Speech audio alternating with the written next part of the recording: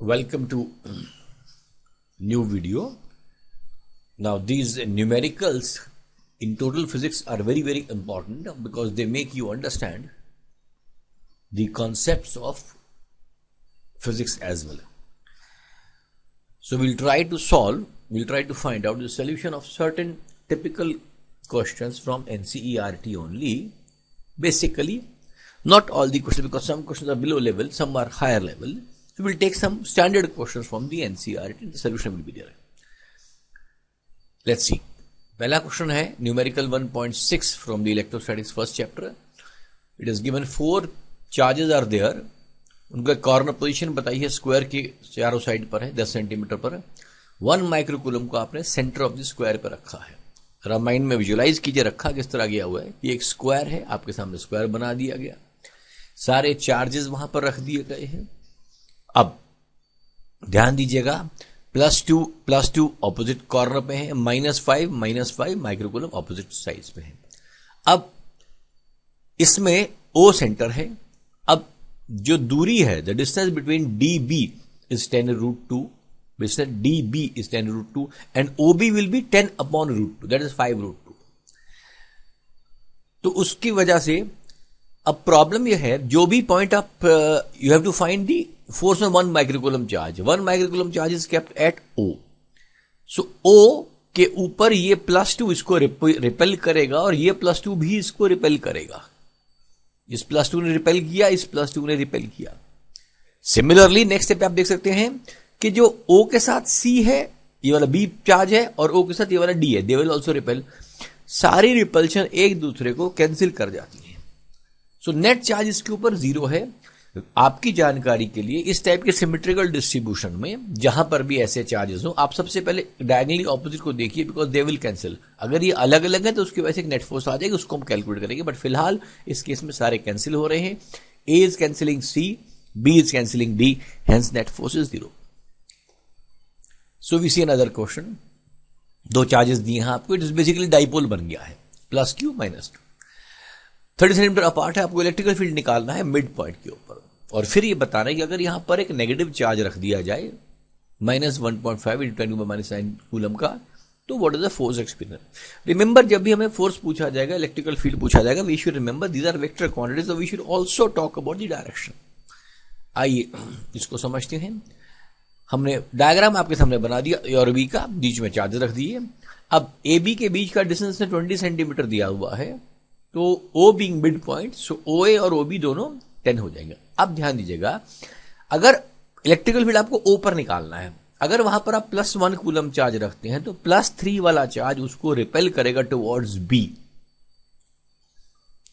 इसी तरह -3 कूलम वाला चार्ज भी उसको टुवर्ड्स B अट्रैक्ट करेगा. इसका मतलब दोनों फोर्सेस एक डायरेक्शन में. हमने पहले एक की फोर्स निकालनी है बाय द फॉर्मूला KQ/R². जो ये वैल्यू निकल के आ गई है उसकी डायरेक्शन AOB है. अब क्योंकि नेट फील्ड हमारे पास दोनों सेम डायरेक्शन में होने वाली है, तो आप जो भी आपने निकाला उसको जस्ट डबल कर दीजिए. तो हमने इसको डबल कर दिया, वैल्यू हमारे पास आ गई है 5.4 × 10⁻⁶ न्यूटन पर कूलम अलोंग OB. अब चार्ज आपको पता है 1.5 नैनो कूलम है, तो इसके ऊपर फोर्स के लिए QE कर दिया आपने, फोर्स आ गया. लेकिन ध्यान दीजिएगा, क्योंकि चार्ज नेगेटिव है, इस वजह से फोर्स की डायरेक्शन टुवर्ड्स BA हो जाएगी, OA हो जाएगी, नेगेटिव चार्ज होने की वजह से. अगर पॉजिटिव चार्ज होता तो उसकी डायरेक्शन OB ही रहती, क्योंकि क्वेश्चन में आपको नेगेटिव चार्ज दिया है, इसके लिए उसकी वैल्यू वहां देखिएगा.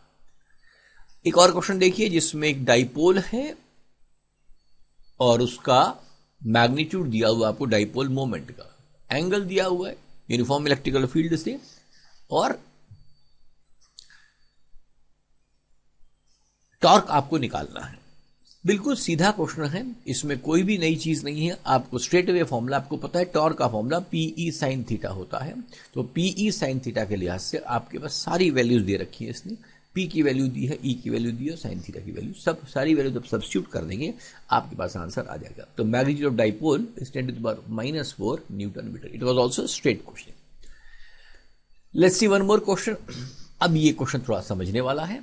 देखिए आपको इलेक्ट्रिकल फील्ड इसने दे दिया है, इट्स 1.15 क्वेश्चन, इलेक्ट्रिकल फील्ड दे दिया है। What is the flux of this field through a square of 10 centimetre, square की साइड 10 सेंटीमीटर है तो उसका एरिया 100 सेंटीमीटर स्क्वायर हो गया। और अगर आप ऐसा यूनिट में करेंगे तो 0.1 इंटू 0.1 मीन्स 0.01 मीटर स्क्वायर हो गया। अब पहला पार्ट है उसका, plane is parallel to Y Z plane. अब ध्यान देना, आपको पता है एरिया वेक्टर की डायरेक्शन होती है और वो डायरेक्शन क्या होती है, हमेशा वाई जेड प्लेन के परपेंडिकुलर। जो भी एरिया वेक्टर है अगर वो एक्सजेड प्लेन का एरिया है तो एक्सजेड प्लेन का एरिया एक्सजेड के परपेंडिकुलर होता है, दैट इज वाई। वाई माने जे एक्सिस, मतलब वेक्टर फॉर्म में जे। इसी तरह इसके अंदर इलेक्ट्रिकल फील्ड भी आई में है और जो पहले पार्ट में एरिया आपको दिया है वो भी उसने दिया है towards YZ plane, that is also I in the I direction. तो देखिए सिंपल, ए पार्ट पहले करते हैं। एरिया आपके पास 10⁻² आई है, ऐसा यूनिट कन्वर्ट करने के बाद फाई आपके पास आ गया ई डॉट है, E A cos theta, value put कर दिया आपने 1030 न्यूटन मीटर स्क्वायर पर कूलम इसकी वैल्यू आ गई। अब दूसरे में देखिए, अब कह रहा है normal to this plane. Normal plane का मतलब वो जो एरिया का वेक्टर है वही। अब कहता है area vector makes 60 degree with the x axis, और एक्स एक्सिस पर ही इलेक्ट्रिकल फील्ड है। इसका मतलब एरिया वेक्टर के बीच में और इलेक्ट्रिकल फील्ड के बीच का एरिया हमारे पास 60 डिग्री दिया हुआ। दोनों एरिया और इलेक्ट्रिक फील्ड के बीच का एंगल 60 है। याद रखना, नॉर्मल की डायरेक्शन ही एरिया की होती, इसी वजह से 60 हमारे पास आएगा। बी पार्ट करते हैं इसका, ई ए कॉस थीटा, आपके पास ई पता था, ए पता था और कॉस थीटा मल्टीप्लाई कर दिया, इसका आंसर आ गया। हाँ, ध्यान दीजिएगा, अगर आपको इसी क्वेश्चन में सेम क्वेश्चन का आंसर सेम होता, लेकिन अगर उसने आंसर दिया होता plane makes 30 degree with x axis, plane making 30 degree और area making 60 degree, they are one and the same thing because area is always perpendicular. Next numerical देखिए, आपको फ्लक्स दिया है, एक ब्लैक बॉक्स तो कहने की बात है, उसको दिया है। आउटवर्ड फ्लक्स दे रखा आपको, चार्ज निकालना है आपको। अब ये फ्लक्स में हमको गॉस थ्योरम बहुत काम आएगी। गॉस ने क्या किया था, फ्लक्स और इलेक्ट्रिकल फील्ड का बहुत ही अच्छा रिलेशन निकाल दिया था, but for a closed loop, for a closed one. So उसको हम यूज करेंगे क्लोजली। पहले पार्ट में आपके पास नेट इलेक्ट्रिकल फील्ड आपको मालूम है, फ्लक्स मालूम है आपको। फ्लक्स क्या होता है, Q upon epsilon not, this also you know. और पहले पार्ट में आपको चार्ज ही निकालना है, तो फ्लक्स दे दिया तो Q will be 5 into epsilon not, उसकी वैल्यू आप कर देंगे। परमिटिविटी की वैल्यू आपको मालूम है एप्सिलॉन नॉट 8.854 10⁻12, उसकी वैल्यू पुट कर देंगे और कैलकुलेट कर देंगे तो net charge comes out with 0.078 microcoulomb. Significant figure to 2 digits we take 0.07 microcoulomb. Second part उसने बोला है नेट फ्लक्स इज 0। क्या आप कंक्लूड आप करेंगे? देखिए, हम कभी नहीं इस बारे में कुछ कह सकते नेट आउटवर्ड फ्लक्स 0, क्योंकि net flux depends on the net charge. Net flux 0 का मतलब नेट चार्ज अंदर नहीं है, लेकिन बॉडी में बराबर पॉजिटिव नेगेटिव भी हो सकता है। In fact flux from a surface which has got dipole inside हमेशा 0 होता है। 4 डाइपोल रख दीजिए, क्योंकि नेट प्लस है उतना ही माइनस है, इसलिए हमारे पास गॉस ने जो बताया उसमें जो क्यू था वो क्यू उसका नेट चार्ज अंदर होता है, तो इस वजह से हम ये कुछ नहीं कह सकते। चलिए आगे, अब हमारे पास नेक्स्ट क्वेश्चन देखिए, इसी फॉर्म का है। फिगर आपको दे रखी है, 10 माइक्रोकूलम का एक चार्ज है जो 5 सेंटीमीटर ऊपर रखा गया। डायग्राम देखिए, अब हमको फ्लक्स निकालना है इस स्क्वायर से। अब देखिएगा आप, ये हाइपोथेटिकली इसको समझिए, मैंने आपको पहले भी क्लासेस में समझाया है कि जब भी आपको सिमेट्रिकल सरफेस में फ्लक्स लेना होता है, आपको ये देखना पड़ता है कि उस चार्ज को कंप्लीट करने के लिए हमें क्या चाहिए सिमेट्रिकल फॉर्म में। मान लो मुझे चार्ज जो ऊपर रखा गया है इस पॉइंट के ऊपर, इस चार्ज को मुझे कंप्लीट करना है। ये दूरी तो 5 है और ये दूरी 10 है। अगर मैं ऐसा ही एक क्यूब बना दूं जिसका साइज 10 सेंटीमीटर बाय 10 बाय 10 का हो, तो ये 5 सेंटीमीटर वाला चार्ज उसके सेंटर पे आ जाएगा, तो सिमेट्रिकली वो कवर हो जाएगा। अब देखिए, स्क्वायर अगर पूरा होता तो हमारे पास जो उसकी वैल्यू होती है स्क्वायर का क्यूब बाय एप्सिलॉन नॉट होता है। 10 सेंटीमीटर बाय 10 सेंटीमीटर के पूरे क्यूब के सेंटर पे इसको रख दिया तो ये चार्ज कवर हो गया। पूरे पर फ्लक्स है क्यूब ऑन एप्सिलॉन नॉट। लेकिन अगर एक सरफेस लोगे, क्योंकि ये सिमेट्रिकल है, हर एक के ऊपर इसका 1/6 होगा, सो क्यूब बाय 6 एप्सिलॉन नॉट, इसके ऊपर हमारा फ्लक्स आ जाएगा।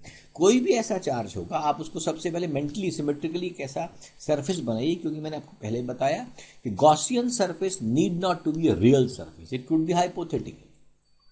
उसको यूज करके आप इसका आंसर निकाल देंगे। वैल्यू मालूम है आपको क्यू की और एप्सिलॉन नॉट की, उसकी दोनों वैल्यू पुट कर देंगे, सब्स्टिट्यूट कर दिया, आंसर आ गया 1.88 × 10⁵ न्यूटन मीटर स्क्वायर पर कूलम। चलिए will see net electrical flux आपने निकाल दिया through the square sheet is 1.88 × 10⁵ newton metre square पर कूलम। आइए अगला क्वेश्चन देखिए। चार्ज कंडक्टिंग स्फीयर है, 2.4 मीटर्स का डायमीटर है, दैट मींस रेडियस 1.2 मीटर है, सरफेस चार्ज जैसी दे दी है, आपको चार्ज निकालना है और टोटल फ्लक्स निकालना है। हमारे पास इस समय सरफेस चार्ज डेंसिटी है, यूनिट से आप पता लगा सकते हैं coulomb per metre square, coulomb per metre square. तो उसको जब तक आप मीटर स्क्वायर से मल्टीप्लाई नहीं करेंगे तब तक कूलम नहीं आएगा। अब समझते हैं, सबसे पहले इसका एरिया निकालना पड़ेगा। डायमीटर आपको दे दिया है 2.4 मीटर, रेडियस उससे निकल जाएगा और उसकी वजह से सरफेस चार्ज डेंसिटी आपको मालूम है, आप क्यू को मल्टीप्लाई कर दीजिए, कुछ नहीं, आपको पता है किसी स्फीयर का सरफेस एरिया 4πr² होता है। आपने कुछ नहीं किया, 4π × r² को उससे मल्टीप्लाई कर दिया, आपको नेट चार्ज मिल गया। अब सवाल यह टोटल इलेक्ट्रिकल फ्लक्स। अब आपको पता है जब आपको चार्ज मिल जाएगा तो फ्लक्स निकालना बहुत आसान है। आपको पता है Q/ε नॉट, सिंपल वैल्यू जो गॉस थ्योरम ने दी है उसको आप यूज करेंगे, आपका आंसर आ जाएगा। आइए proceed for the next question. 1.23 numerical है ये। इस केस में आपको इलेक्ट्रिकल फील्ड दे दिया है distance of 2 centimetre from the linear charge density. Here you have to recall कि एक डेरिवेशन आपने करा है λ/2πε0 r, that is by the Gauss law से आपने एक इनफाइनाइटली लॉन्ग चार्ज कंडक्टर का डेरिवेशन किया था, उसको हम यूज यहां पर करेंगे।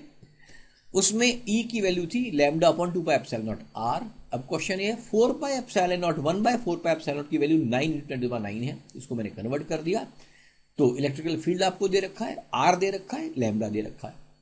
रिमेंबर जो 1/2πε0 है उसकी वैल्यू 1/4πε0 की 9 × 10⁹ है, आपको 1/2 चाहिए, उसका आधा कर दिया। सिंपल उस तरीके से आपको ट्वाइस करके आंसर आ जाएगा। आपने E की वैल्यू पुट कर दी, लैम्डा की वैल्यू इसमें आ गई आपके पास, मल्टीप्लाई करके 10 माइक्रो कूलम आपके पास वैल्यू आ जाएगी। दिस इज स्टेट क्वेश्चन, लेकिन हाँ इसमें नया फॉर्मूला इस्तेमाल होना है तो इट इज अगेन। ध्यान अब जिस बात को दीजिए कि जो ये क्वेश्चंस हैं, इन क्वेश्चंस को प्रॉपरली माइंड में, दिमाग में यूज कर सकते हैं आप और इस्तेमाल कीजिए। अगले वीडियो में सेकंड चैप्टर के कुछ स्पेसिफाइड, आपकी मर्जी है, बाकी सारे क्वेश्चन जरूर कीजिए, आपकी प्रैक्टिस स्ट्रांग होगी, लेकिन कुछ स्पेसिफाइड क्वेश्चन आपको इसमें दिए गए हैं, इनको आप यूज करें और I hope this will solve your problems. This type of videos will keep on coming to you. Please subscribe the channel. Thank you.